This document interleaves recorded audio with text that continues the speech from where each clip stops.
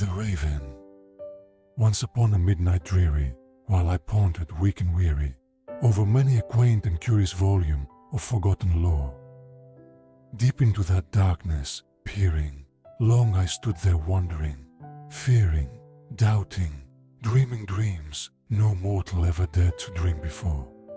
And the silken, sad, uncertain rustling of each purple curtain thrilled me, filled me with fantastic terrors never felt before. Then, methought, the air grew denser, perfumed from an unseen censer, swung by seraphim, whose footfalls tinkled on the tufted floor. Perched upon a bust of Pallas, the raven spoke, nevermore, a single word that opened grief's unyielding door. Annabel Lee. It was many and many a year ago, in a kingdom by the sea, that a maiden there lived, whom you may know by the name of Annabel Lee. For the moon never beams without bringing me dreams of the beautiful Annabel Lee. And so, all the night-tide, I lie down by the side of my darling, my life and my bride.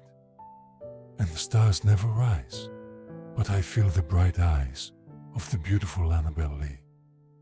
By the sepulchre there we lie, in the kingdom by the sea, where love outlives the bitter past and sets the captive free.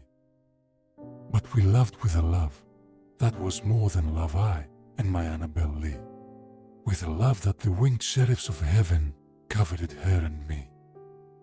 The bells, hear the sledges with the bells, silver bells.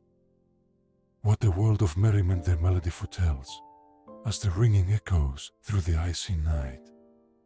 Golden bells resound with mirth in every chime. Their ringing voice transcends the bounds of measured time. A musical echo. From the clanging of the bells, a ghostly hymn is cast, an echo of our fleeting days, a memory that lasts. A dream within a dream. Against the tide of time I stand, though dreams may slip away, a fragile truth, a whispered hope that cannot long decay. All that we see or seem is but a dream within a dream. Lenore, whose beauty lingers on, though now she sleeps, her memory in its sorrowed heart eternally keeps. The haunted palace. In the crumbling halls of the haunted palace, bright echoes of grandeur fade into everlasting night. Once splendid halls now lie in silent, spectral gloom, where beauty and despair entwine in endless room. The city in the sea. Beneath the waves, a spectral city lies forlorn and still, where death's cold hand has swept away each mortal thrill. In the depths, where silence reigns beneath a starless dome, the city sleeps in solemn grace, forgotten far from home. Eldorado. Gaily bedight, the gallant knight did roam, in search of Eldorado's light to call his home.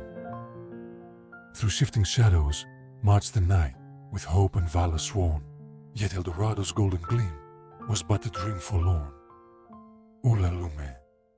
In the bleak midnight of a soul weighed down with pain, I wander lost in memories that echo like a refrain. Beneath a sky of sorrow, mid the gloom and grey, the ghost of lost delight still haunts the break of day. The conqueror worm. In the theatre of mortal dread, where phantoms form and squirm, life's frail play is ruled at last by the relentless conqueror worm. In the final act of life, where mortal passions turn, the worm of fate consumes all that we yearn. Alone. From childhood's hour, I have not been as others were.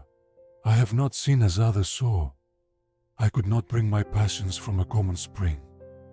From the same source, I have not taken my sorrow.